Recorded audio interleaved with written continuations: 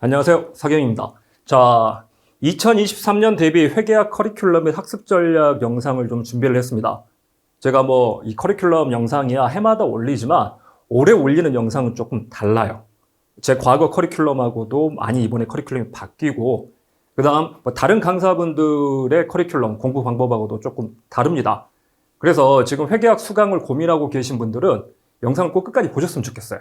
지금 영상 안에서 물론 제 강의에 대한 소개도 하지만 여러분이 그 공부를 어떻게 해야 될지, 그리고 강사를 어떻게 선택하고 내 학습 계획을 어떻게 짜야 될지, 회계학뿐만이 아니라 다른 과목에도 마찬가지 적용되는 로직이거든요.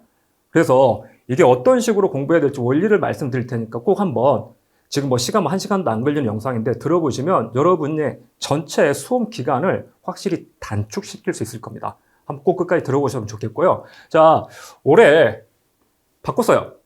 왜 바꿨냐면 다른 거 없어요. 그냥 여러분 합격률을 높이기 위해서.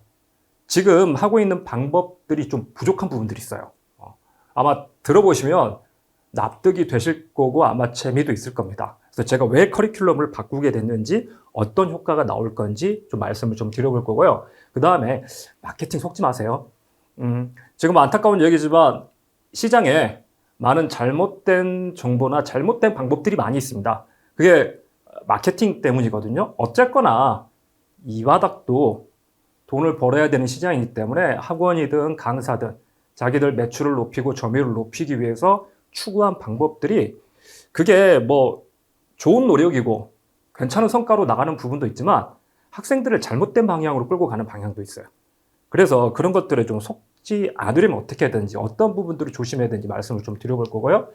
진짜로 여러분이 단기 합격을 하고 싶다, 진짜로 이 공무원 시험이라는 게 1년 안에, 아니면 내가 심지어 6개월, 7개월, 8개월 남아있는데 지금 시험 기간까지 그 안에 합격이 가능한 거냐, 그걸 가능하게 하려면 어떤 식으로 공부해야 되냐, 그걸 가능하게 하기 위해서 노력을 하고 있는 거고 커리큘럼을 바꾼 거거든요. 그래서 1년 안에 합격할 수 있는 방법들을 어떻게 잡아갈지, 어떻게 찾아갈지 소개를 시켜드리도록 하겠습니다.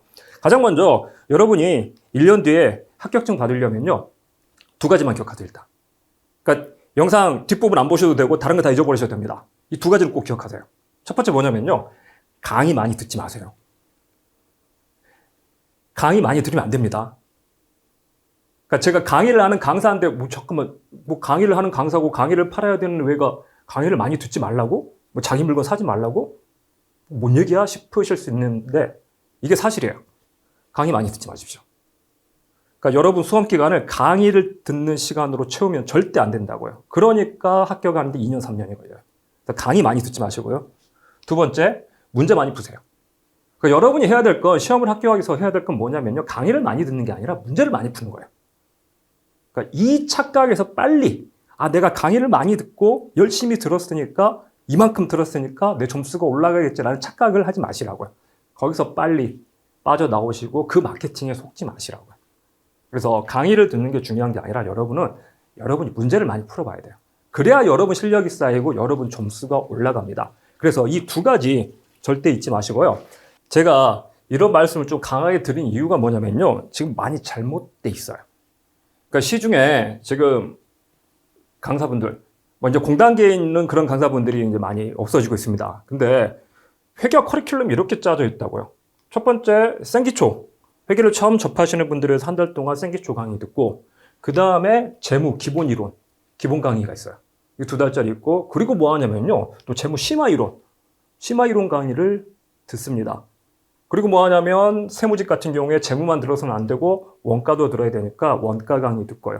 그리고 이제 뭐 들어가냐면 기출 강의를 듣죠.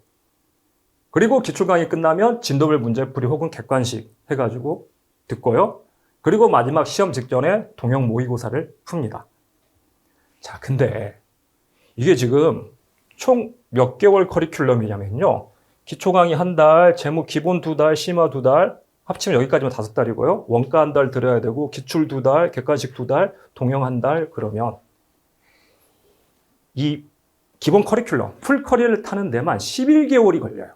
1년이 걸린다고요. 강사 입장에서 마케팅 하기는 좋죠.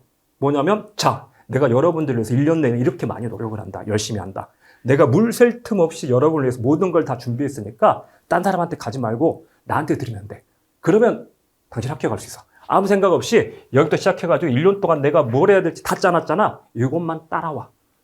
알겠지? 돈다발들아. 이거 돼 있다고요.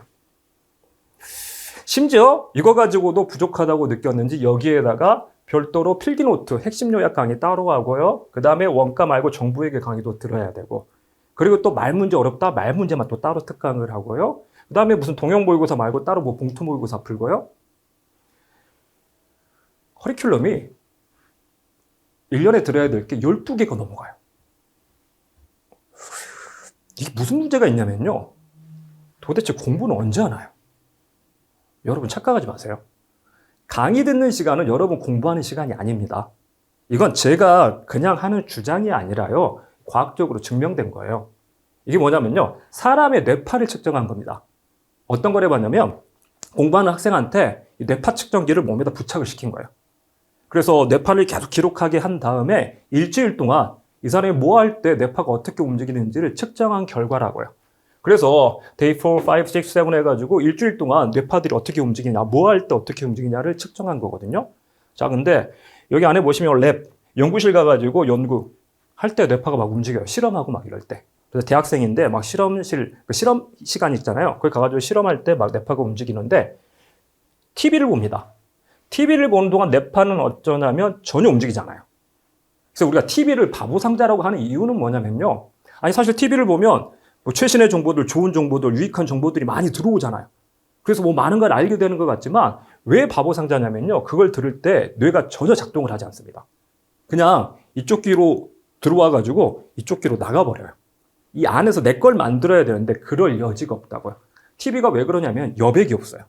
여러분 TV를 보고 있는데 소리가 안 나오고 내용이 진행이 안 되는 시간이 있나요? 계속해서 뭔가 얘기가 진행되죠. 그래서 만약 소리가 없으면 그걸 편집을 해가지고 드러내버린다고요. 이거 방송사고 아니에요. 제가 일부러 지금 말을 일부러 끄는 거거든요. 제가 왜 말을 끊었냐면요. 이렇게 제가 말을 하지 않는 시간이 있어야 여러분이 지금 들으면서 자기 생각을 하게 되고 그걸 내 머릿속에서 내 걸 만든다고요. 근데 TV도 그렇고 강의도 그렇고 계속해서 제가 말을 하잖아요. 그럼 여러분 그걸 따라가면서 뭐 하냐면 이게 귀에 계속 뭔가 들어오기 때문에 내가 그걸 내 걸로 만들 시간이 없어져요.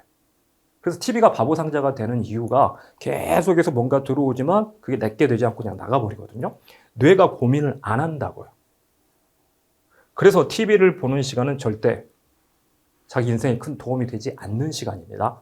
자, 그리고 공부할 때 뇌파가 움직여요. 그 다음에 이게 확 올라가죠. 이거 언제냐면요.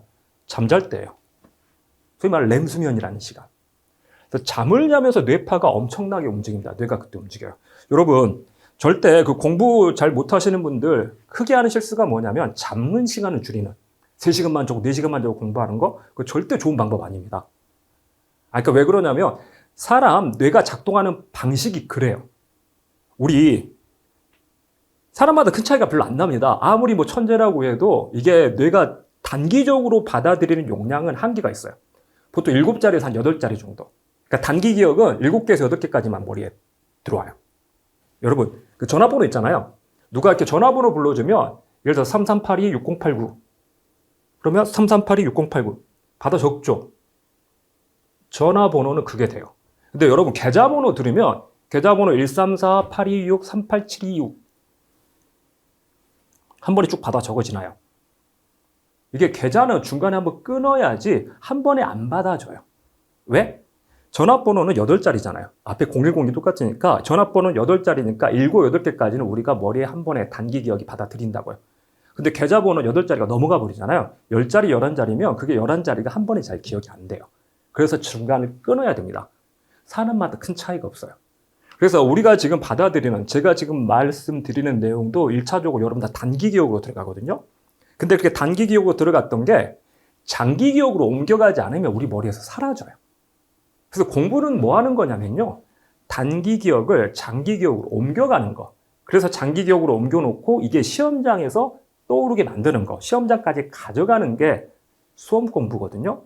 근데 그 단기 기억을 장기 기억으로 옮기는 게 언제 일어나면 잠잘 때 일어나요. 이게 왜 뇌파가 움직이냐면 낮에 받아들였던 장기 기억, 단기 기억들을요.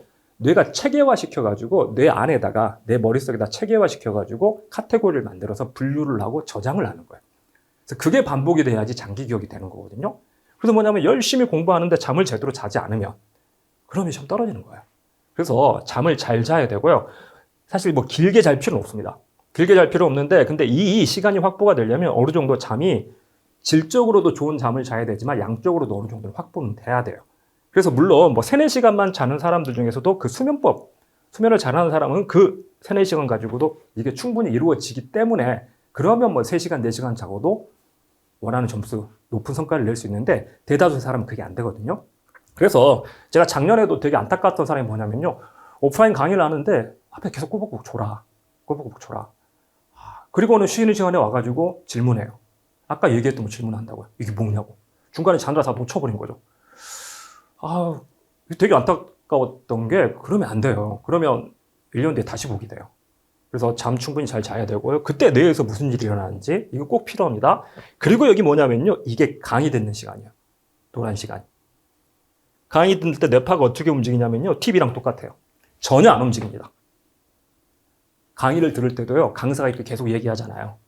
그럼 TV에서 계속 소리 나오는 거 똑같다니까요. 들어와서 나가버려요. 그래서 왜 강의를 똑같이 들었는데 누구는 점수가 잘 나오고 누구는 안 나오냐? 쟤는 머리가 좋고 나는 머리가 안 좋냐? 아니요. 어차피 똑같은 강의를 들었잖아요. 거기선 차이가 안 나요. 어차피 다 공부한 시간이 아니기 때문에. 뭘 해야 되냐면 강의가 끝나고 그걸 자기 것으로 만들고 자기가 공부를 해야 된다고요. 그래서 강의를 듣지 말라는 게 아니에요. 강의는 필요합니다. 강의는 뭐랑 똑같냐면요. 여러분 그 내비게이션이라고 생각하시면 돼요. 여러분 운전할 때 우리가 어디 가야 되잖아요. 그때 내비게이션이 없고 길을 모른다면 뺑뺑뺑 돌아가잖아요. 헤매게 돼 있잖아요. 그래서 강의는 그 시간을 단축시켜 주는 거예요. 어디로 가야 될지, 어디서 방향을 꺾어야 될지, 무슨 길로 가면 빨리 네가 원하는 목적지에 갈 수 있는지 그런 가이드가 되는 게 강의라고요. 여러분 지금 회계학 아무것도 모르시잖아요. 뭘 공부해야 될지 책을 보더라도 독학을 하면 무슨 문제가 있냐면 어떤 게 시험에 자주 나오고 어떤 게 중요한 건지 모르고 처음부터 끝까지 다 보게 된다고요. 그러잖아요. 책에 똑같은 문장으로 적혀 있고 같은 비중으로 적혀 있으면 그냥 계속 읽고 가는 거예요. 근데 그 중에는 분명히 중요한 시험에 잘 나오는 중요한 내용이 있고 그렇지 않은 내용이 있거든요. 그래서 그걸 구분해 가지고 중요한 것들이 뭔지 어떤 식으로 접근을 해야지 빨리 갈 수 있는지 이 가이드, 내비게이션 역할을 해주는 게 강의입니다. 근데 여러분 운전할 때 내비게이션을 좋은 걸 사가지고 내비게이션을 틀어놓고 열심히 보고 있으면 차가 가나요? 내비게이션 길에 대한 안내만 해주는 거지 내비게이션이 좋다고 내비게이션을 많이 쳐다본다고 내비게이션 검색을 계속한다고 차가 가지는 않는다고요. 차는 내가 운전을 해서 가야 되죠. 여러분이 운전을 해야 되는 거지 내비게이션이 이 차를 운전을 해서 목적지까지 데려다 주지 않는다고요. 강의도 마찬가지예요. 강의는 길을 가르쳐 주는 거지 실제로 여러분이 문제를 풀어보고 공부를 해야 내 실력이 쌓이고 원하는 결과를 얻을 수 있습니다. 근데 강의만 1년에 11개월씩 듣고 있는다는 건 뭐 하는 거냐면 차에 타가지고 내비게이션만 11시간씩 보고 있는 거예요. 그리고는 왜 목적지에 도달을 안 하지? 뭘 잘못하고 있는지 아시겠나요? 그래서 강의를 들을 때 뇌가 전혀 안 움직입니다. 이 클래스 시간 봐보세요. 안 움직여요. 언제 움직이냐면 빨간색 내가 공부하는 시간 도서관 가서 공부할 때 혼자 그걸 복습하면서 그때 내 걸 만드는 거지 강의할 때는 아무런 움직임이 없다고요. 그래서 강의하는 시간은 여러분이 공부하는 시간이 아니에요. 근데 수험 기간을 강의로 다 채워버리면 공부는 도대체 언제 하냐고요. 그래서 지금 이게 문제거든요. 그래서 절대 강의 많이 듣지 마십시오. 이렇게 하다 보니까 무슨 얘기가 나오냐면요. 이 얘기가 나와요. 세무직은 합격하기 위해서 기본 2년은 걸린다. 1년 안에 합격하기 힘들다. 강사들이 심지어 그렇게 얘기를 한다고요. 강사가 얘기를 하는 거예요. 1년 안에 세무직은 힘들다. 2년은 기본으로 공부를 해야 된다. 쉬운 시험이 아니다. 회계학은 어렵다. 왜? 이렇게 되니까 그래요. 1년 동안 강의만 듣잖아요. 자기 공부를 안 했으니까 절대 1년 안에 합격을 못 하는 거예요. 자, 이러고 다 듣고 풀커리를 탄 다음에 시험장에 들어갑니다. 결과가 안 좋죠. 박살이 나죠. 어이없는 결과가 나온다고요. 저한테 강사를 받고 또 오신 분들이 그랬어요. 작년에 모 강사님 풀커리를 탔는데 그러고 나서 점수가 꽈락이 나왔대요. 40점이 안 나왔대요. 그래서 이거 뭔가 잘못된 거다. 잘못된 거죠. 근데 자기도 잘못이 있겠지만 이 강사가 못 가르치는 것 같다 해가지고 저한테 들으러 왔길래 그건 그 강사가 못 가르친다기보다 공부 방법이 좀 당신 잘못됐다. 그래서 저한테 와가지고 제가 뭐 하라고 했냐고 제 풀커리를 타겠다고 그러는데 하지 말라고 그랬어요. 그냥 작년에 이미 공부 강의 다 들었는데 뭘 처음부터 또 다시 듣고 있냐. 또 이 실수를 반복할 거냐고요. 그냥 기출만 듣고 문제만 풀라고 그랬어요. 그래서 그 다음날 합격해서 갔거든요. 그래서 이걸 수험 기간에 이걸 채우지 마세요, 절대. 이렇게 되면 1년은 강의 듣고 이제 2년 차는 강의 다 들었어요. 그때부터 이제 자기 공부를 시작하니까 2년 걸려가지고 합격을 한다고요. 그 공부 방법 버리십시오. 잘못됐습니다. 근데 이게 왜 이런 현상이 나왔냐? 이게 다른데 어디에도 없는, 여러분, 쉽게 말해서 제가 CPA 학원, 인터넷에 CPA 학원들 있거든요? 공인회계사 학원 홈페이지 접속해가지고 커리큘럼 봐보세요. 커리큘럼 어떻게 구성되어 있나? 이렇게 구성되어 있을까요? 회계사 시험은 솔직히 말씀드려서 훨씬 어려운 시험입니다. 훨씬 어려운 시험이고 훨씬 공부를 많이 해야 되는 시험이에요. 공무원 시험하고 비교도 안 돼요. 공부량이. 근데 어떻게 돼 있냐면요. 이론, 문제풀이, 모의고사 끝이에요. 저 깜짝 놀랐어요. 처음에 공무원 시장 왔을 때 커리큘럼이 이렇게 돼 있다고 학원에서 이제 이렇게 해서 이거 채워달라고 그래가지고 뭐예요? 뭘 이렇게 많이 해요? 아니 이론 강의하고 문제풀이 하면 되는 거 아닌가요? 이게 뭐 다 다른 과목인가요? 아니 다 회계학인데 이게 뭐 하는 거죠? 공무원 시장만 이래요. 그래서 왜 이렇게 됐을까? 처음에 그랬거든요. 공무원 시험 준비하는 친구들이 공부를 뭐 잘하는 친구들이 아니다 보니까 그래서 이 친구들한테 다 떠먹여야 되나? 떠먹여 주니까 공부를 못하는 건데? 잘못된 건데? 근데 왜 이렇게 됐냐 보면요. 이런 커리큘럼이 언제 튀어나왔냐면요. 우리 공무원 시장에서 공단계 역할이 큽니다. 공단계가 의도한 바는 아니겠지만 결과가 이렇게 됐던 건 공단계의 역할이나 탓도 커요. 프리패스가 도입되면서요. 프리패스가 도입되고 나서 무슨 일이 있었냐면 뭐 강사들이 100% 그렇게 이 목적을 위해서 저렇게 짰다라고는 얘기하지 않을게요. 근데 냉정하게 생각해보면 프리패스가 도입되고 나서 이런 식의 커리큘럼, 풀 커리큘럼이 만들어졌거든요. 왜 그러냐면요. 간단해요. 돈을 벌려면 이렇게 만들어야 돼요. 프리패스 여러분이 예전에는 내가 사경인한테 강의를 듣고 그러면 사경인한테 그 돈이 가잖아요. 뭐 100% 가지는 않지만 학원하고 나눠 가지긴 하지만 그래서 사경인한테 들으면 돈이 가거든요. 근데 프리패스는 내가 사경인 강의를 지금 듣는 게 아니잖아요. 학원한테 돈을 준다고요. 그래서 1년치 프리패스를 주면 학원은 그걸 강사들한테 나눠줘야 되잖아요. 뭘 기준으로 나눠줄까요? 그냥 수강생이 많다 그러면 많은 돈을 줄까요? 아니에요. 이 수강생이 강사 강의를 많이 들으면, 클릭을 많이 하고 오랫동안 들으면 그러면 그 강사한테 돈이 많이 간다고요. 자, 예를 들어서 A라는 강사가 있고요. B라는 강사가 있다고 보죠. A라는 강사는 수강생이 100명이에요. B라는 강사는 수강생이 50명입니다. 자, 근데 A는 커리큘럼이 예를 들어서 커리큘럼이 예를 들어 한 10시간이에요. 10시간짜리 커리큘럼인데 B는 20시간짜리 커리큘럼이에요. 누구한테 돈이 많이 갈까요? 둘이 돈이 똑같이 간다고요. 왜? 강의 시간이 똑같잖아요. 수강생은 2배가 많지만 강의 시간은 2배가 길기 때문에 그러면 이분한테 수강을 많이 하고 그러니까 강의 듣는 시간이 길어지고 클릭 수가 많아진다고요. 그래서 뭐냐면요. 어차피 내 커리큘럼을 타기로 한 사람이 있잖아요. 얘보다 훨씬 적지만 있잖아요. 그럼 얘들한테 커리큘럼을 길게 주잖아요. 그러면 1년 동안 낸 돈이 있는데 그 돈이 나한테 더 많이 뿌려져요. 그걸 100% 노리고 커리큘럼 많이 만들었다고는 얘기를 하지 않을게요. 그 사람들 마음속은 모르지만. 근데 이렇게 되고 있는 게 현실이에요. 왜 프리패스가 도입되고 나서 갑자기 커리큘럼이 이렇게 많아졌냐고요. 물론 강사도 스스로 위안을 합니다. 내가 돈 벌려고 그런 거 아니다. 뭐냐면 학생들이 이런 거 해달라고 그러니까 이런 것도 따로 해달라고 그러고 말 문제 점수가 안 나온다고. 그래서 나는 학생들을 위해서 열심히 한 거죠. 열심히 한 거예요. 그게 잘못된 방향으로 가고 있다는 걸 모른 채 열심히 하는 거죠. 그래서 제가 예전에 이거 대놓고 지적은 안 했는데 이게 뭐냐면 이제 사실 이제 이렇게 예를 들어서 근데 막 이 사람이 1타 수강생 제일 많은 사람이 30시간짜리 커리큘럼 만드는 거예요. 그러면 이 사람 미치는 거거든요. 안 그래도 수강생도 적은데 자기는 커리큘럼도 짧으니까 그러면 유지가 안 되는 거죠. 그러다 보니까 수강생 많은 소위 말하는 1타가 커리큘럼 이렇게 늘려가면 2타, 3타도 이렇게 같이 갈 수밖에 없어요. 안 그러면 자기는 굶어 죽거든요. 근데 지금 공단기에 이런 커리큘럼을 주도했던 사람이 안 계세요. 그리고 지금 있는 분들은 이렇게 안 하시길 바랍니다. 진짜 지금 공단기에 새로 오신, 그래, 뭐 용재쌤이나 보면, 괜찮아요. 괜찮아요.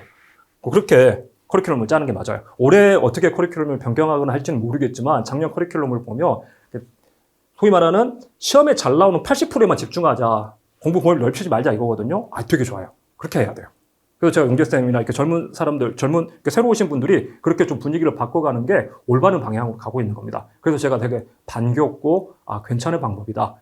제가 미리 말씀드리지만, 저의 강의를 다 들으라는 거 아닙니다. 그러니까 제 강의가 안 어울리는 사람이 있어요. 첫 번째 뭐냐면요. 나는 오프라인에서 강의를 들어야 된다. 그러면 다른 훌륭한 선생님들 공단계 많으니까 다른 분들, 용재쌤이나 성수쌤이나, 희연쌤도 오프라인 안 하는 것 같은데, 용재쌤이나 성수쌤 강의를 들으세요. 두 분 되게 좋은 강의를 하시고 훌륭한 커리큘럼을 가지고 계십니다. 근데 저는 제가 어쨌거나 지금 여기 제주도거든요. 제주도고 제주도의 스튜디오를 가지고 온라인으로만 만나요. 물론 이제 온라인에 저는 집중을 할 겁니다. 오프라인에 강의를 하면 이제 오프라인 앞에 있는 사람들한테 집중할 수밖에 없기 때문에 그래서 이제 온라인으로 들으신 분들 약간 구경하는 느낌이 나죠. 근데 저는 온라인에만 집중을 할 거고 대신 그 오프라인에서 강의를 들어야지 강사를 직접 보고 만나서 들어야지 진짜 자기는 현장감 있게 공부를 하고 내용이 잘 이해가 된다 하시는 분들이 있거든요. 그러면 커리큘럼 제 말고 다른 커리큘럼을 들으세요.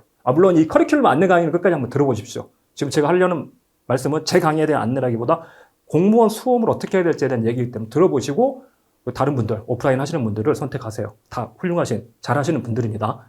그래서 이런 식으로 앞에서 잘 나가는 분이 이렇게 주도를 해버리면 뒤에 다 따라갈 수밖에 없거든요. 그러면 시장 전체가 좀 이상하게 되는 거예요. 그래서 제가 과거에 계속 이런 식으로 안 좋게 가고 있는 상황에서도 제가 커리큘럼 짧게 유지를 했는데 이제는 이제 뭐 이렇게 하던 사람들이 없어지고 나니까 그러면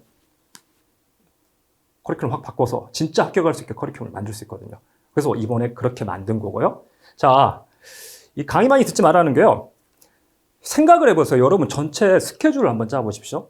무조건 이거 들으면 이렇게 쭉쭉 가는구나 이렇게 될 게 아니라 내 1년 계획을 한번 전체를 세워보시라고요. 숲을 보시라고, 숲을. 자, 여러분 하루에 몇 시간씩 공부할 수 있나요? 지금 내가 가용 가능한 자원, 내 가용 가능한 나한테 허락된 시간이 몇 시간인지 그것부터 생각을 해보자고요. 내가 하루를, 이건 사람마다 다릅니다. 어떤 사람은 나 8시간 이상 못 앉아있겠어 하시는 분도 계시고 난 12시간은 채울 수 있어. 이게 습관이 돼 있는 분도 있고 차이가 나는데 사람마다 다릅니다. 아니면 나는 직장인이기 때문에 시간을 충분히 못 내. 아니면 작년에 좀 합격수기 보여드리겠지만 현직 군인이거든요. 군인이 짬짬이 공부하는 경우도 있고 그래서 내가 공부 가능한 시간이 몇 시간이냐 하루 공부 가능한 시간 예를 들어서 나는 10시간 정도는 앉아있을 수 있다. 공부할 수 있다. 그러면 시험 기간 남아있는 시험일까지의 기간이 지금 얼마나 남아있냐 예를 들어서 뭐 10달 남아있다. 내년 4월에 시험인데 지금 뭐 6월에 시작한다. 그러면 하루에 10시간, 한 달에 30일이니까 300시간에 10달이면 내가 총 공부할 수 있는 시간은 3000시간이라고요. 그럼 이 3000시간을 가지고 어떻게 활용을 할 거냐를 고민을 해봐야 되잖아요. 자, 그럼 저 3000시간이 있는데 이걸 과목별로 배분을 해야 되죠. 회계학만 3000시간 공부할 수 있는 건 아니니까. 그래서 내가 회계학에 투입 가능한 시간을 고려를 해야 됩니다. 우리가 이제 기본적으로 5과목이잖아요. 그래서 5과목이니까 뭐 단순히 나누기 5해서 600시간, 한 과목에 600시간씩 투자할 수 있네 라고 하셔도 되고요. 근데 저 5과목에 대해서 좀 배분을 좀 고민을 좀 해보세요. 제가 뭐 저한테 들어야 되니까 회계학에 더 많은 시간을 써야 됩니다 이렇게 얘기하면 안 된다고요.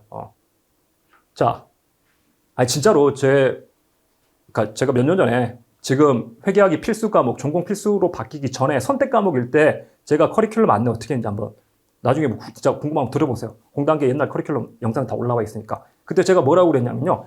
회계학에 시간 쏟아붓지 말라고 그랬다고요. 왜? 선택 과목은 배점이 낮기 때문에 국어, 영어, 한국사, 그러니까 똑같이 한 문제를 맞더라도 국어, 영어, 한국사는 5점이라면 회계학은 3.5점밖에 안 된다고요. 그래서 회계학 3문제 맞출 시간에 국어, 영어, 한국사 2문제 맞추면 되니까. 그래서 회계학은 비효율적이다. 선택 과목에 시간 쓰지 말고 방어만 해라.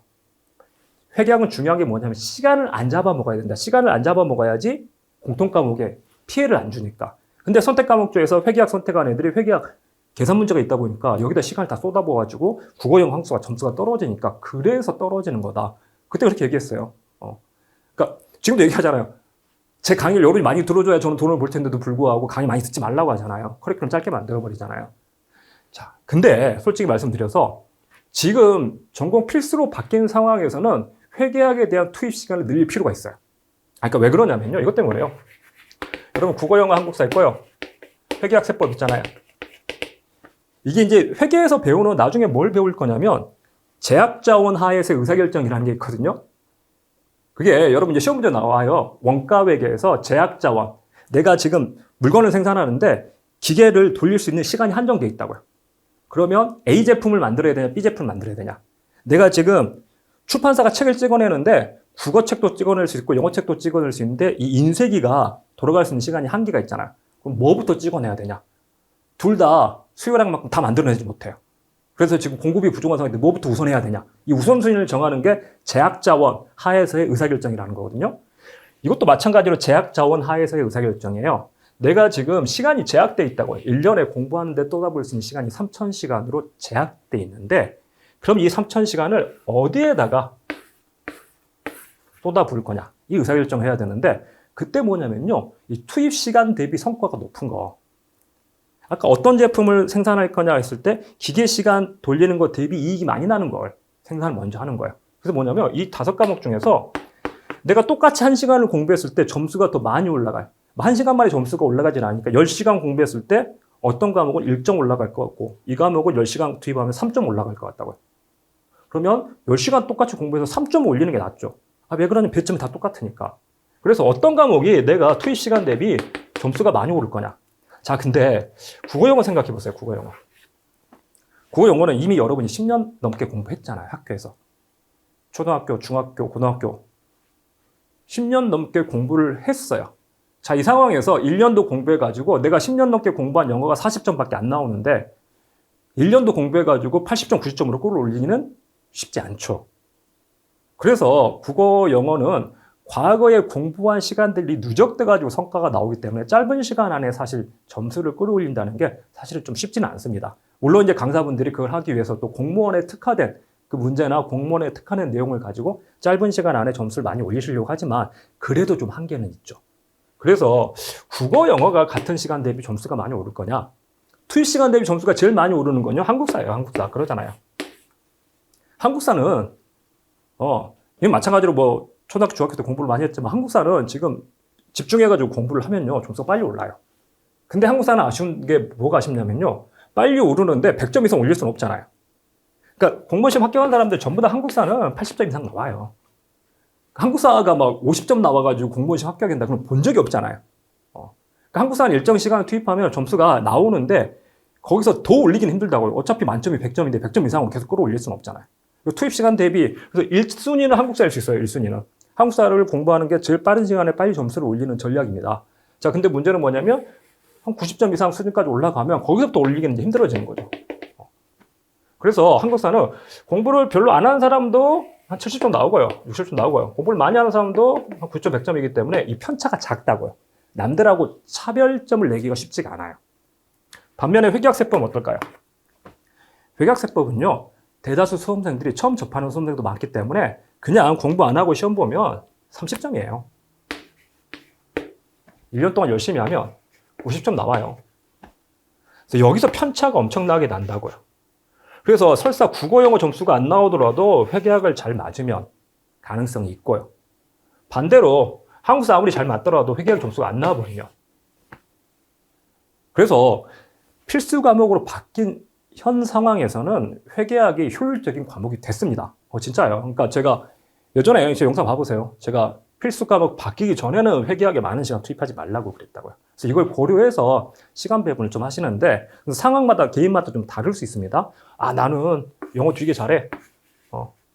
그래서 영어에 많은 시간 투입 안 해도 돼. 회계학만 잘하면 돼. 이러신 분도 계세요. 그러니까 예전에도 보면 뭐냐면 제가 다른 직렬 준비하느라고 일반행정, 일행직 준비하느라고 국어영어 한국사는 이미 공부가 많이 돼 있습니다. 근데 회계학세법 이번에 처음 하기 때문에 이게 걱정이에요. 그래서 여기에만 1000시간씩 쓸 수 있습니다. 이러신 분도 계세요. 자, 그래서 그 개인마다 다르기 때문에. 근데 저는 이제 단순히 그냥 나누기 5 하면 한 600시간 떨어진 거죠. 근데 어쨌거나 회계학에 투입 가능한 시간이 얼마인지 여러분이 고민을 하시고요. 자, 이렇게 회계학에 투입 가능한 시간 나오잖아요. 그럼 내가 회계학에 1년에 600시간을 공부할 수 있구나. 그러면 저 600시간 중에 강의는요, 절반 이하로 쏟아 부어야 돼요. 저 600시간 중에 강의를 듣는 시간은 300시간 이하여야 된다고요. 내가 공부하는 시간을 강의 듣는 시간보다 더 많이 확보해야 돼요. 아까 보셨잖아요. 강의 듣는 시간은 공부하는 시간이 아니기 때문에.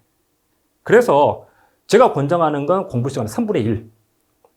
600시간 회계학에 쏟아부을 수 있다. 그럼 200시간만 강의 듣고 내가 공부하는 시간은 400시간을 확보해야 된다고요. 그래서 지금 한 10개월, 하루에 10시간씩 10개월 공부한다고 했을 때 저 600시간 중에 3분의 1이면 한 200시간. 절반이면 300시간 정도 강의에 쏟아부을 수 있거든요. 그래서 내가 강의 듣는데 쓸 수 있는 시간은 200시간에서 300시간 정도예요. 자, 그러면 몇 개나 들을 수 있을까요? 과정을. 우리 일반적으로 지금 과정이 보통 2달 과정이잖아요. 2달 과정이면 일주일에 8시간이에요. 일주일에 8시간. 그러니까 4시간씩 2번 8시간에 8주면 8, 8에 64인데 대부분 막 보강하고 그래요.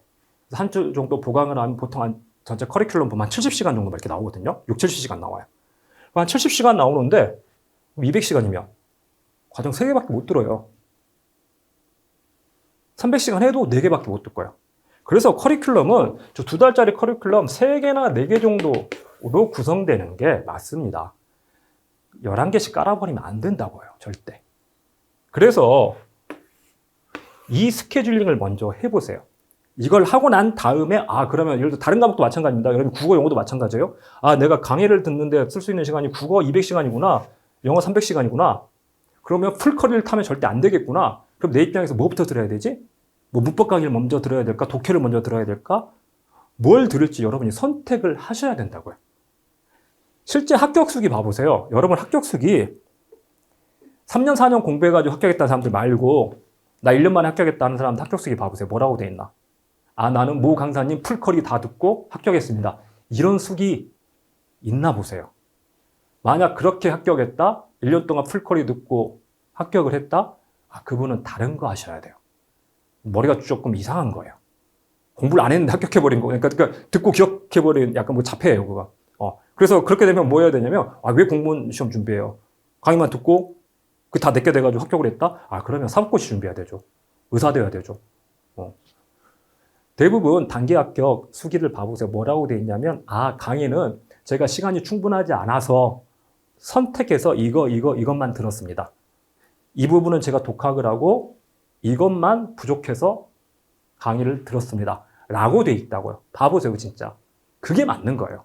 자기가 그 한정된 자원을 가지고 어떻게 활용할지 의사결정을 하는 것. 여기서부터가 현명한 판단을 하는 시작이고 시험에 합격하기 위한 출발점입니다. 이것조차 안 돼 있으신 분들은요, 죄송한데요, 합격하기 힘들어요. 진짜입니다. 그냥 강사가 시키는 대로 그냥 그대로 따라가면 합격하겠지. 아무 생각 없이 합격할 수 있겠지.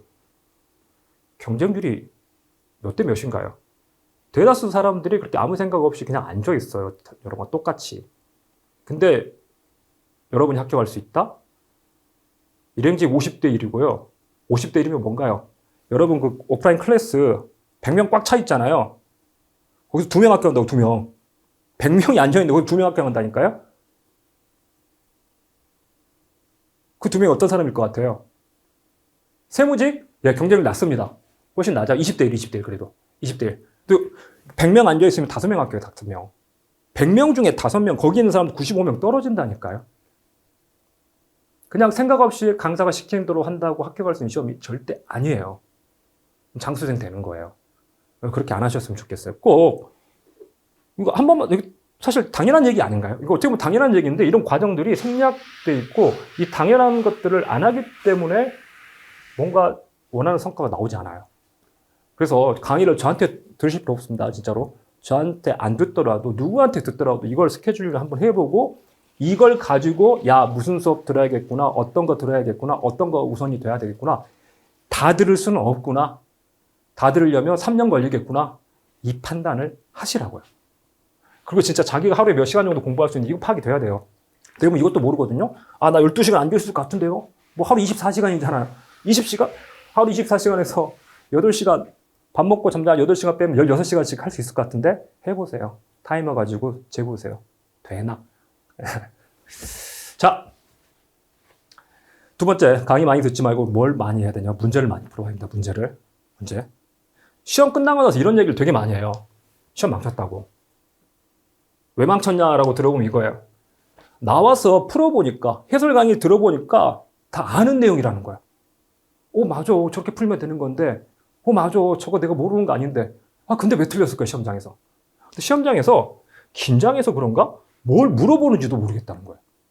어떻게 할까요? 막 이래요. 저는 시험장만 들어가면 막 긴장해서 그런지 뭘 물어보는지 모르겠어요.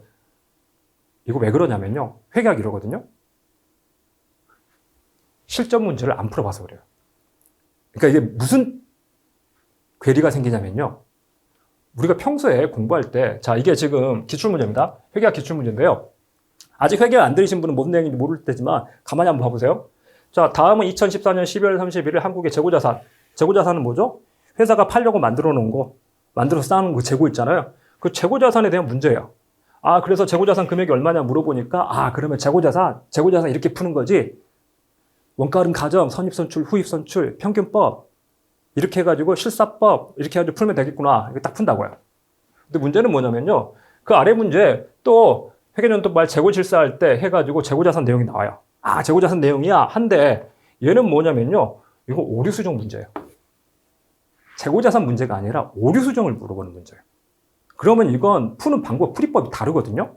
아까 그 재고자산 원가름 가정 가지고 푸는 게 아니라 이건 회사가 어떻게 했냐, 바르게 하면 어떻게 하냐, 회종수로 풀어야 되는 이런 문제라고요. 얘는 자 재고자산 자료를 줬어요. 재고자산 자료 준 다음에 밑에 뭐냐면 현금으로 물어보는 문제예요. 똑같이 재고자산으로 시작했는데 재고자산을 물어보는 문제만 있는 게 아니라 재고로 시작했는데 오류수정 물어보는 문제, 재고를 주고는 현금으로 물어보는 문제, 아니면 뭐도 있냐면요. 얘도 똑같이 재고 줬죠. 이건 뭐냐면 비율 분석 물어보는 거예요. 비율 분석. 심지어 얘는 뭐냐면 재고자산 줬는데 이거 재무회계가 아니라 원가회계 문제예요. 과목이 달라요. 왜 시험장 가면 뭘 물어보는지 모르겠다는 얘기가 나오는지 아시겠나요? 우리가 평소에 공부를 할 때 어떻게 하냐면요. 문제를 진도별로 풀어요. 챕터별로 공부를 하죠. 기본서 볼 때 1장 회계의 기초 개념 하면서 그 다음에 4장 현금 및 현금성자산, 매출채권, 5장 해서 재고자산. 그래서 뭐냐면 5장 재고자산에서는 재고자산으로 시작해서 재고자산으로 끝나는 문제만 계속 푼다고요. 그래서 재고자산을 이렇게 푸는 거나 공부를 해요. 그 다음에 기출문제 가서 보면 기출문제도 주제별로, 기출문제를 연도별로 여러분이 푸는 게 아니라 주제별로 풀거든요. 대부분.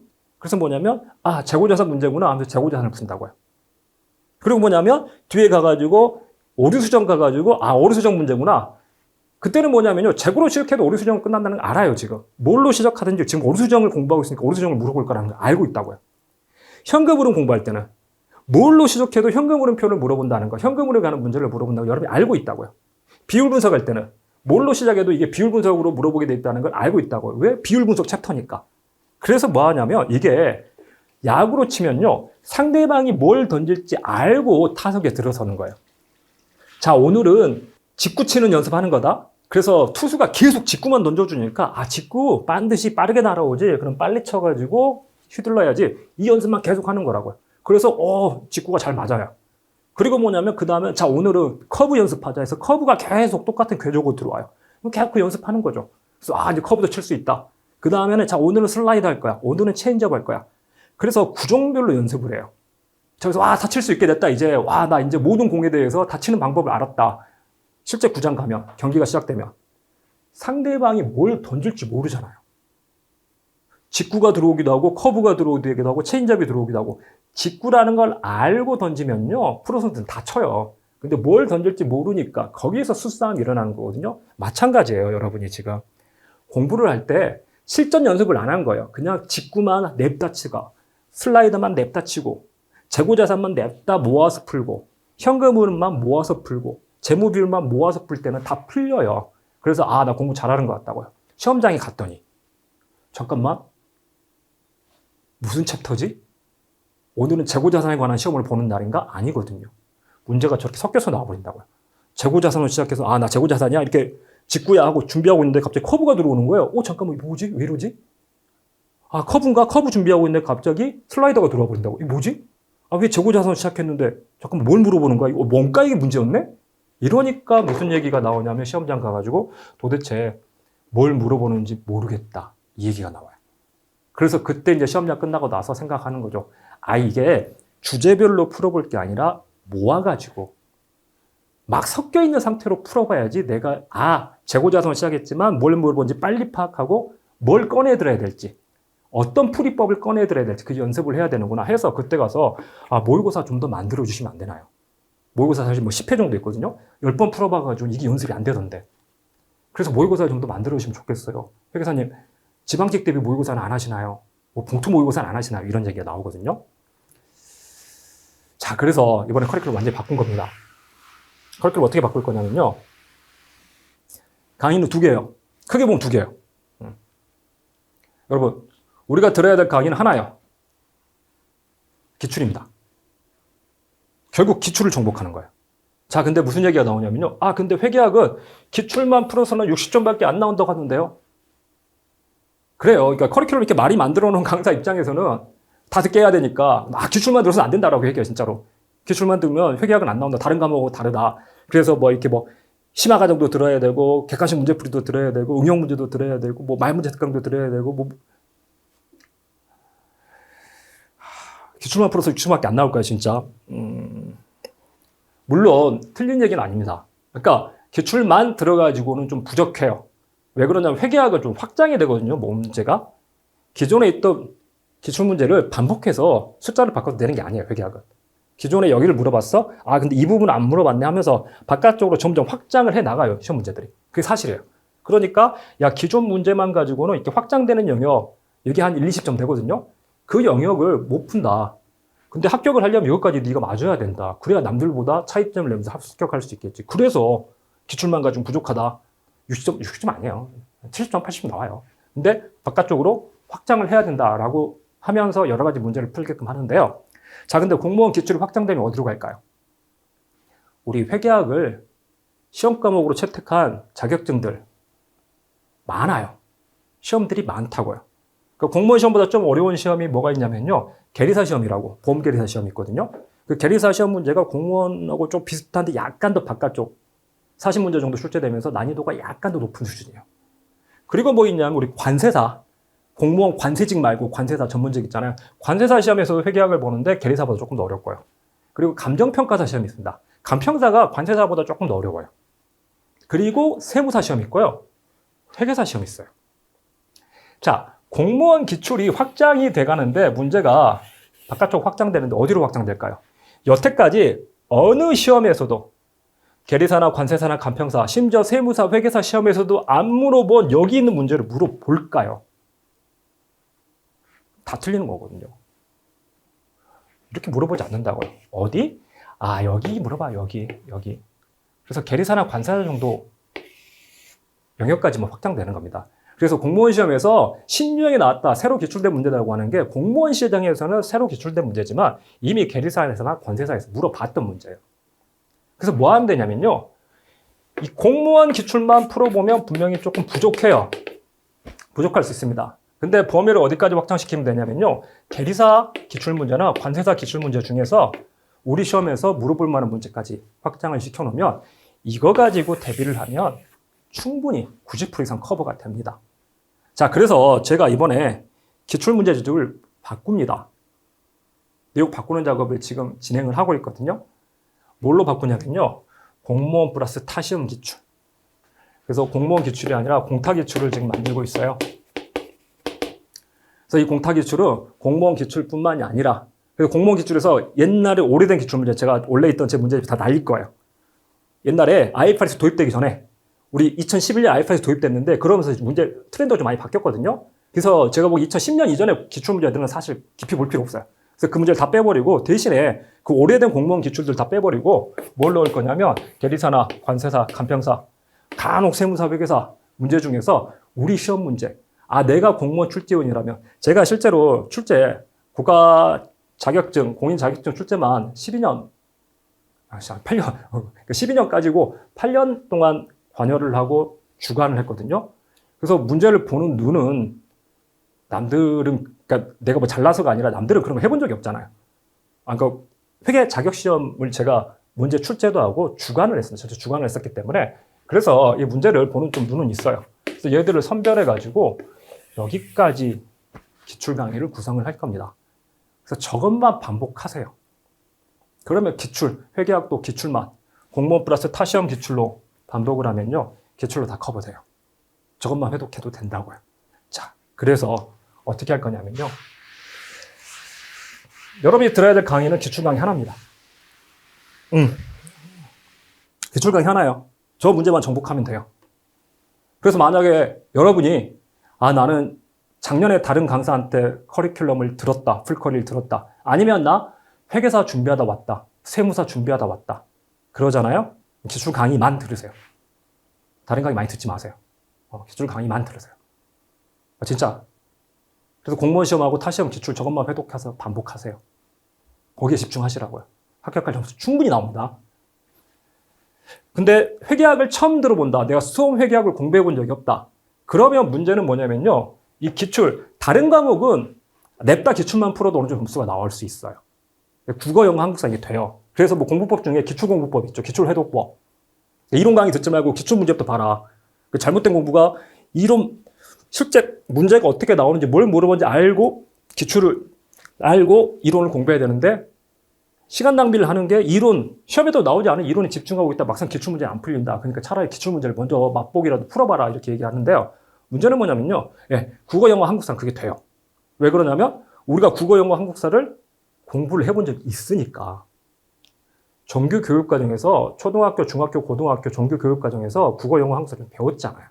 그래서 뭐냐면 기출문제를 보더라도 이런 게 나오는구나라고 이해를 할 수 있다고. 답을 못 맞추더라도 주로 뭘 물어보고 어떤 식으로 문제가 출제가 되는구나 파악을 할 수가 있어요. 근데 여러분이 만약 영어 시험을 보는데, 영어 기출을 보는데 여러분이 영어를 공부해 본 적이 없어요. 알파벳을 못 읽어. 이게 뭔지 몰라요. 기출 문제를 먼저 보는 게 의미가 있을까요? 아무것도 모르잖아요. 봐봤자. 예를 들어서 여러분이 영어가 아니라 예를 들어서 아랍어를 아랍어. 여러분 아랍어 시험을 봐야 돼. 아랍어 시험을 지금. 그러면 아랍어 문제가 어떻게 나오는지 기출 문제 먼저 보자. 보면 읽을 수 있나요? 문제를. 그걸 막 반복해서 보는 게 의미가 있을까요? 아무런 의미가 없다고요. 국어, 영어, 한국사는 내가 이 기본적인 지식이 있기 때문에 기출 문제를 보면서 문제를 파악할 수 있는데, 회계가 뭐냐면 아랍어예요. 지금 여러분 아랍어잖아요. 회계 처음 하신 분 입장에서. 문제를 봐도 이게 뭔지, 기타 포괄 손익 누계액의 보고할 금액은 아랍어네 이렇게 되잖아요. 그래서 뭐냐면 아랍어를 준비하기 위해서는 기본적으로 알파벳도 알고 용어도 알고 해야 되죠. 그렇기 때문에 회계를 공부해 본 적이 없으신 분은 이론 강의를 들어야 됩니다. 근데 착각하지 마실 게 뭐냐면요, 이게 주가 아니에요. 이게 주예요. 우리는 기출문제, 문제를 맞추기 위해서 공부를 하는 거지, 여러분이 회계학 이론을 개발할 거 아니잖아요. 새로운 회계 처리 방법을 고안해낼 게 아니라고요. 학교에서 지금 공부하는 게 아닙니다. 여러분이 대학원 교수님 조교가 아니에요. 우리는 그냥 공무원 되고 싶은 거잖아요. 회계학 시험에 80점, 90점 맞고 싶은 거라고요. 자, 그래서 얘가 주예요. 얘가 주. 공부 잘못하시는 분, 회계학 말고 다른 과목도 마찬가지입니다. 어떻게 공부를 잘못하냐면요, 이걸 주로 만들어요. 나는 이론을 완전하게 이해를 해야지. 그래서 이론을 회독한다고요. 기본서를 막 회독해요. 그리고 뭐냐면, 자, 내가 회독을 잘했는지, 공부를 잘했는지를 확인하기 위해서 문제를 푼다고 생각해요. 그래서 한 다음에 문제가 안 풀리면, 내가 이론 강의가 공부가 안 됐구나. 다시 이론 가가지고 회독한다고요. 잘못된 공부법이에요.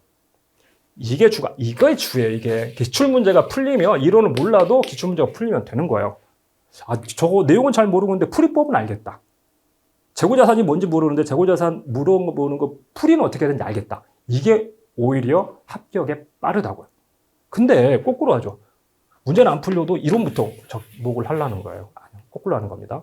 그래서 기출 문제를 풀기 위해서 문제를 풀 수 있게 그 배경 지식을 얻기 위해서 이론 강의를 하는 거예요. 그래서 이론 강의에 매몰되고 이론 강의에 너무 집중하지 마십시오. 이론 강의에서 100% 다 이해하고 넘어가려고 하지 마시라고요. 듣고 한 번에 이해 안 돼요, 분명히. 회계는 한 번에 이해 안 돼요. 이해 안 됩니다. 그래서 제가 쉽게 강의를 들려드리겠지만 전반적인 큰 흐름이 보여야 되는데 이론 강의를 반복한다고 보이는 게 아니에요. 문제를 풀어보면서 그때 이제 전반적인 게 보여요. 아, 문제를 풀어보니까 알겠다, 내용은. 이렇게 된다고요. 그래서 이게 주입니다. 이론 위주가 아니에요. 자, 이론은 관세직이라면 재무회계 만들면 되죠. 회계원리라고 하는데 회계원리가 재무회계입니다, 재무회계. 회계원리라고 되는데 뭐 재무회계의 쉬운 회계원리가 아니라 관세직에서 말하는 회계원리는 원가랑 정부 빼고 재무회계만 본다. 그래서 이제 회계원리라는 의미고요. 세무직 같은 경우에는 회계원리, 재무회계에다 원가, 정부회계까지 같이 있죠. 제가 이번에 커리큘럼 원가랑 정부 합쳤어요. 한 번에 진행할 겁니다. 책을 한 권을 만들 거예요. 지금 뭐 시중에 대부분 원가책, 정부책 따로 한 권씩 파는데 그것만 해도 사실은 수험생 입장에서 부담이잖아요. 책을 따로따로 사야 된다는 게 두 권. 정부회계 되게 얇고 원가가 되게 얇은데 그래도 책값이 꽤 되거든요. 근데 그냥 둘이 합칠 거예요. 단권화 시켜가지고 한 권으로 했고 그 다음에 강의도 둘이 묶어가지고 한 달 안에 진행을 할 겁니다. 자, 그래서 세무직은 재무 이론 강의, 원가 정부 강의 합쳐가지고 3달짜리 강의인데 들으셔야 되고요. 관세직은 이것만 들으세요. 그리고 기출 강의. 기출 강의에서 아까 말씀드린 나는 이미 다른 분한테 강의를 한번 들었다. 아니면 회계사 시험 준비했다. 다른 시험 준비하면서 회계를 공부했다. 그러면 바로 와도 되는 게 문제만 풀지 않습니다. 여기 핵심 이론 요약. 제가 이건 이제 책이 따로 나갈 거예요. 노트 형태. 작년에 뭐 필기 노트 나오고 빈칸 노트 나오고 막 이랬었는데 그 노트를 이제 핵심 이론 요약용으로 그러니까 빈칸 노트가 더 좋아요. 그러니까 빈칸 노트를 제가 가지고 이거 핵심 이론 요약을 진행을 할 겁니다. 원래 이 핵심 이론 요약이 제 옛날 책에 보면 이론 강의에도 핵심 이론 요약이 들어있고 똑같은 내용이 기출서에도 들어있고 객관식 책에도 들어있고 계속 반복해서 들어있었거든요. 근데 이번에는 그냥 그게 어떻게 보면 자원의 낭비잖아요. 똑같은 내용이 내가 책을 3권을 샀는데 3권에서 똑같은 내용 들어있으니까 그래서 그거 빼가지고 별책으로 하나 만들 거예요. 그리고 그 얇은 책 가지고 여러분이 회독 가능하고 들고 다니면서 복습도 할 수 있도록 그 부분만 따로 책을 만들어달라는 요청이 많아가지고 작년에 노트로 만들었는데 저걸 작년에 이벤트로 뿌리다 보니까 이벤트 때 못 받으신 분들은 구할 수가 없었거든요. 그래서 그거 막 구할 수 없겠냐고 막 이렇게 노력을 하셨는데 이번에는 이제 별도 책을 만들어가지고 할 건데 이 노트 가지고 그러니까 기출 강의는 교재가 2권입니다. 저 핵심으로 노트랑 공타 기출, 공무원하고 타시험 기출 합쳐놓은 거 이 2권 가지고 핵심 이론 요약하고 문제, 공무원 기출하고 타시험 기출 풀 거예요. 그래서 다른 거 들으실 필요 없어요. 이미 회계학 공부한 적이 있으신 분은 유경험자, 나는 회계학 전공자다, 다른 시험 준비하고 회계학 공부한 적이 있다, 작년에 다른 강사한테 들었다 하시는 분요. 이것만 들으세요, 이것만. 거기서 핵심 이론 요약하면서 이론 정리해 드리고 문제도 다 풀 겁니다. 그래서 이게 뭐 2달 과정인데 지금 강의를 아까 말한 64시간 2달 안에 딱 집어넣을 거다, 꽉 집어넣을 거다 안 할 거예요. 제가 오프라인 강의를 안 하고 온라인, 여기 제주에 제가 만든 스튜디오인데 이 온라인 강의를 하면서 생긴 장점이 그거예요. 학원 강의를 노량진에서 하게 되면 학원 스케줄이 있고 공간이 강의장이 확보가 안 되면 그렇게 계속해서 시간을 늘릴 수가 없거든요. 여기서는 그런 제한이 없기 때문에 제가 충분히 여러분이 문제를 풀어보고 충분한 공부가 되도록 그렇다고 해서 뭐 3달짜리 커리큘럼 만들 건 아니고요.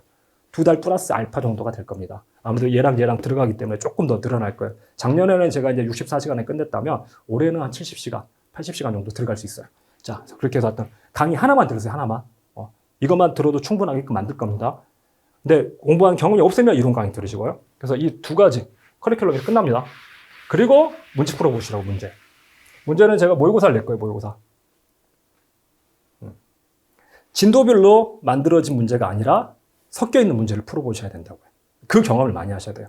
진도별로 이 주제는 어떻게 풀어야 되는지 지금 여기서 지금 기출 강의가 진도별로 돼 있거든요. 기출 문제, 공무원 기출하고 다른 시험 기출 문제들을 주제별로.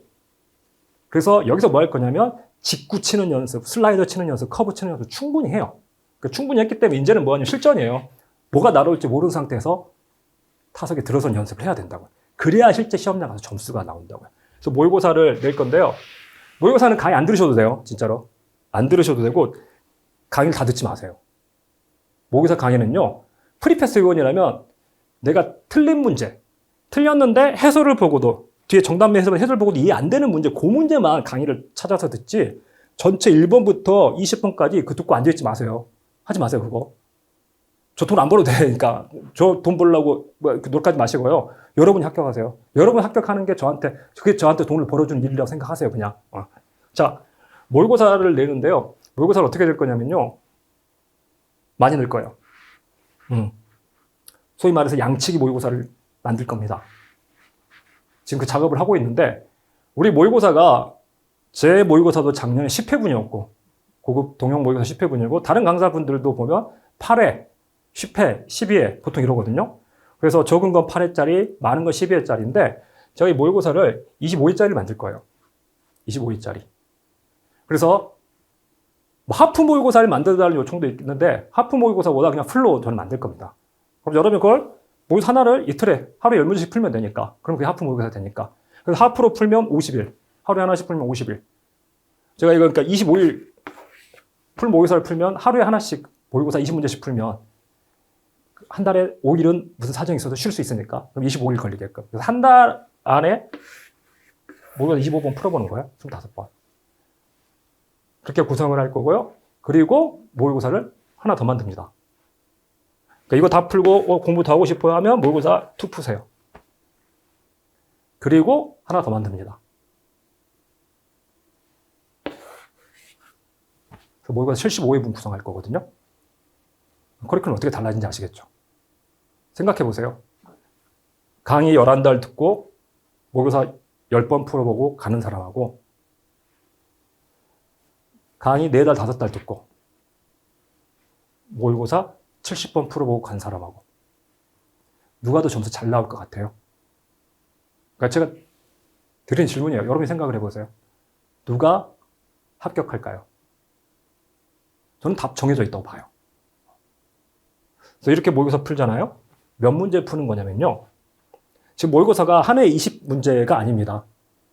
우리 이제 관세직은 재무회계만 보고 세무직은 원가랑 정부액을 같이 보기 때문에 관세직용 문제집, 세무직용 문제집 따로 될 수 없거든요. 지금 시장이. 그러면 합쳐서 될 거예요. 그래서 뭐냐면 1회분 안에 재무회계 20문제가 있고요. 그래서 관세직은 그 20문제를 푸는 거고요. 그다음 세무직을 위해서 원가랑 정부회계가 7문제가 따로 붙어요. 그래서 한 회에 27문제씩. 재무회계 20문제, 그 다음에 원가 정부 7문제. 27문제씩 되거든요. 27문제 곱하기 25번 하면 모의고사 하나에 675문제 푸는 거예요. 한 700문제 푸는 거거든요. 이 모의고사를 3번을 보면. 나는 시험 전에 모의고사 2개 풀고 들어갈 거야 하면 1300문제 풀고 들어가는 거고요. 모의고사 3개 풀면 2000문제 푸는 거예요. 2000문제. 점수 나옵니다.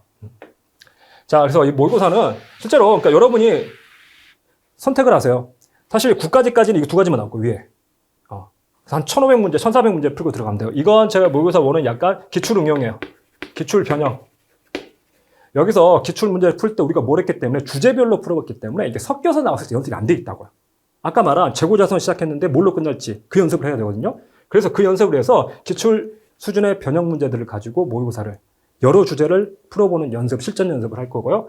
이건 약간 이제 응용 문제들로 구성됩니다. 그래서 사람마다 다르잖아요. 내가 지금 공부를 예를 들어 10월에 시작했다. 10월에 시작해가지고 나한테 주어진 시간이 뭐 넉 달, 5달밖에 안 된다. 그럼 뭐냐면요. 이렇게 해가지고 모의고사 1까지만 가는 거예요. 이렇게.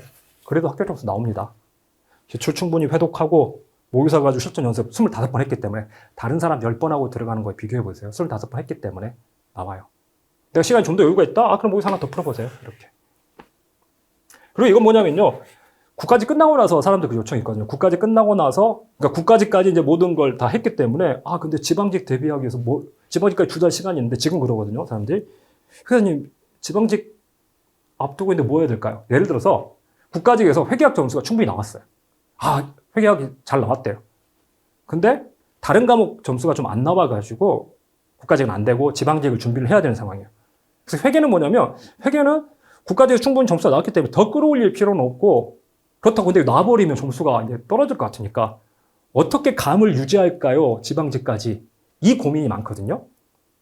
그럼 뭐 하면 되냐면, 그래서 그때 지방직 앞두고 제가 모의고사 3를 낼 겁니다. 그냥 2달 동안, 국가직하고 지방직 2달 동안 이틀에 한 번씩 모의고사 하나씩만 보면서 감을 유지하시라고. 그러면서 틀린 것들 다시 짚어보고 끝까지 끌고 가라고. 그래서 국가직까지는 이렇게 나올 거고요. 지방직에 얘가 추가될 겁니다. 강의는 틀린 것만 들으세요. 자, 정리를 하자면 연간 일정이 이렇게 됩니다. 제가 재무 이론 강의를 6월에 시작해가지고 6월, 7월 2달 동안 찍을 거예요. 6월, 7월 2달 찍을 거고, 그 다음에 8월에 원가랑 정부회계 강의 한 달 동안 끝냅니다. 그리고 아까 말한 핵심인 기출 강의. 그게 이제 9월, 10월에 공무원 시험하고 타시험에서 공타 기출 2달 진행돼요. 이게 핵심이죠. 그래서 이걸 듣기 위해서 기초가 없으신 분들이 이걸 듣는 거고요. 자, 그리고 11월부터 모의고사 나온다고요. 그래서 제가 모의고사 강의를 찍어서 올릴 거예요. 양치기 모의고사 25회분을 해설 강의로 올릴 겁니다. 근데 말씀드리지만 저는 11월 달에 찍어가지고 올리겠지만 다 듣고 있지 마세요. 절대. 시간 낭비입니다. 자기가 풀고 해설 틀렸어도 해설 봤더니 이게 이렇게 풀어야 된다. 내가 착각했구나. 부족했구나. 연습이 부족했구나. 어떻게 풀었는지 아시면 굳이 강의 들으실 필요 없어요. 근데 자꾸 이 문제를 틀리네. 자꾸 이 주제를 틀리네. 해설을 봐도 어떻게 해야 될지 모르겠네. 이걸 어떻게 푸는 거지? 하시는 부분만 골라서 들으세요. 그렇게 하세요, 진짜로. 그래서 저는 양치기 모의고사를 11월에 모의고사 1에 대해서 출간하고 강의 찍어 놓을 거고요. 12월에도 마찬가지로 모의고사 2 25회분을 또 찍어서 올려놓을 겁니다. 그래서 여러분은 사정이 다 다르잖아요. 그러니까 내가 예를 들어서 아까 말씀드린 대로 나는 10월에 공부 시작해가지고 10월, 11월, 12월, 1월, 2월 돼버렸다? 그럼 3월에 모의고사 하나만 보는 거죠. 아니면 10월이 아니라 9월에 시작했다? 그러면 모의고사 2개 볼 수 있다? 아니면 나는 6, 7월 시작해가지고 11월, 12월, 1, 6월에 할 게 없네?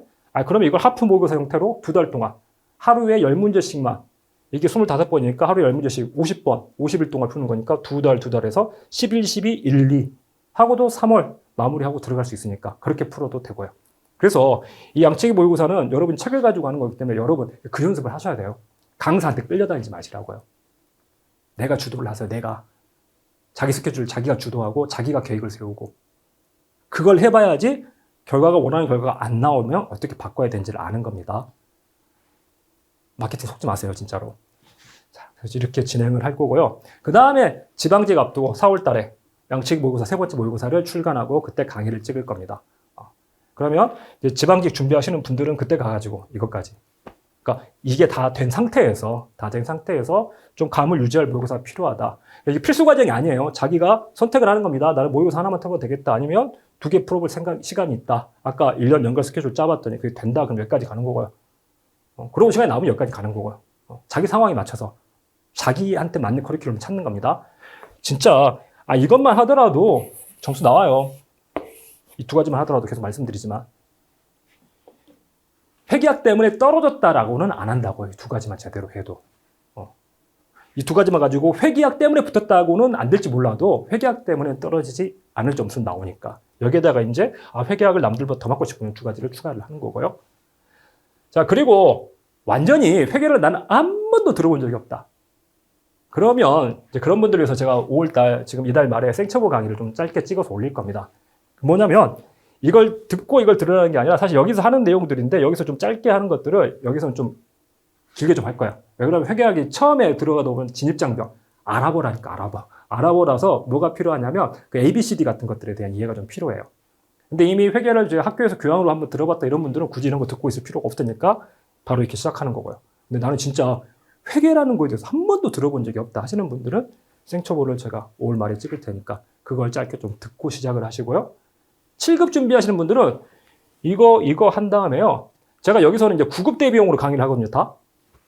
근데 7급에 어울리는 기출문제, 7급에 어울리는 심화 이론 모아가지고 7급 플러스 심화 과정을 내년 1, 2월에 할 겁니다.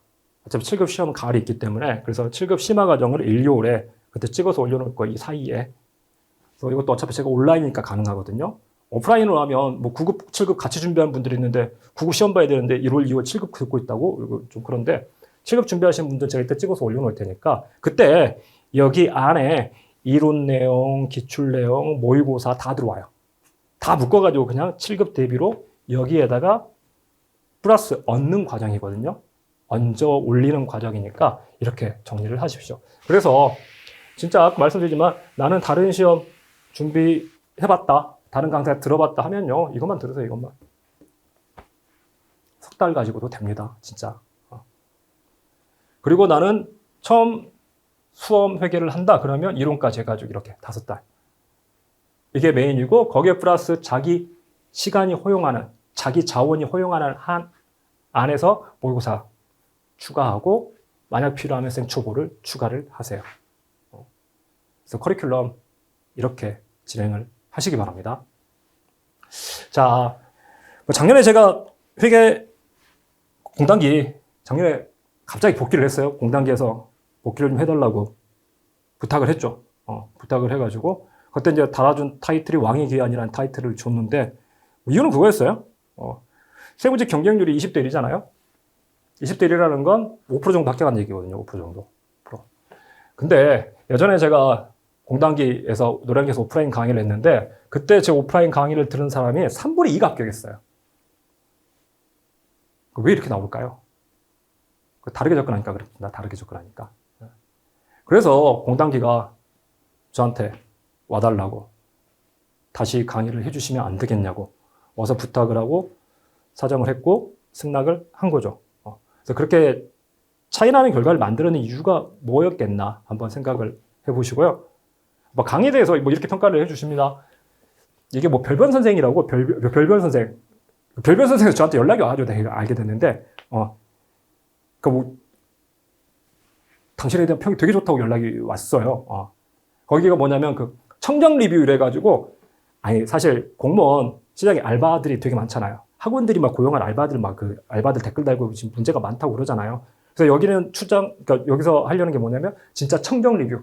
진짜 알바생들이 올린 거 말고, 진짜 이 사람 수업을 들은 진짜 수강생들이 올린 후기들만 모아가지고 평점을 제공하는 사이트예요. 그래서 거기 되게 빡세다고 하더라고요. 그러니까 그냥 수기 올리면요. 내가 강의 후기, 합격 수기나 강의 후기를 올리면 그게 바로 등록이 되는 게 아니라 걔네들이 걸러낸대요. 1차적으로 AI가 이거 알바생이라고 걸러내고요. 로직 있나 보더라고. 2차적으로 사람들이 다 수기로 확인한대요. 그래서 이거 진짜 맞다 하는 것만 등록을 해준대요. 그래서 가보면 아직 수강 후기 등록 전입니다. 아직 승인이 나지 않았습니다. 이런 후기들이 많다고요. 그래서 거기들이 통과를 시켜야 등록이 된다고 그러는데 거기서 공무원 회계학 강사들 평점이에요. 제가 평점 순으로 나열을 한 거거든요. 이렇게 나옵니다. 그래서 이제 강의를 들으신 분들이 이렇게 평을 해 주시더라고요. 실제 합격, 지금 여러분 준비하면서 여러 가지 고민할 수 있는데 실제 합격 수기인데요.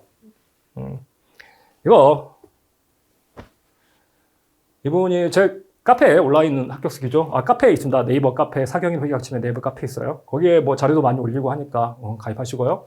자, 저는 실업계 고등학교 나와가지고 인문 과목은 공부를 거의 하지 않았고 수능 시험도 친 적 없습니다.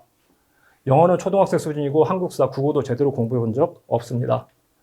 자, 공무원 시험이 경쟁률이 심해 엄청난 공부를 요구해도 불가능한 사람은 없을 것이라고 생각합니다. 이분이 후기를 올렸던 이유가 뭐냐면 저도 듣고 세무직 합격했습니다. 예요. 그래서 다른 분들한테 조금 희망이 됐으면 좋겠습니다 하고 이걸 수기를 올려주셨더라고요. 고맙게도. 그러니까 작년에 이번에 이제 합격할 것 같아요. 합격할 건데 작년에 제 카페에 새롭게 입문한 군인인데 작년 7월 24일, 작년 7월 말에 그래서 시험 8, 9, 10, 11, 12, 1, 2, 3 이번 4, 5초에 시험했으니까 8개월 앞두고 이제 입문한다고 들어왔죠. 전 현재 육군에서 군 복무 중인 군인입니다. 군인이 공부할 시간이 별로 없었겠죠. 자, 어쩌면 많은 시간을 투자하지 못하지만 최대한을 끌어모아 공부 중입니다. 사 선생님 강의를 듣고 반드시 합격 수기도 작성한 날이 오길 바라겠습니다. 했는데 올해 4월이에요. 이건 다시 이번에 4월에 올라온 글이거든요. 그분이 감사합니다 선생님. 회계학 조작 과목 성공입니다. 4월 2일에. 회계 95 맞았습니다.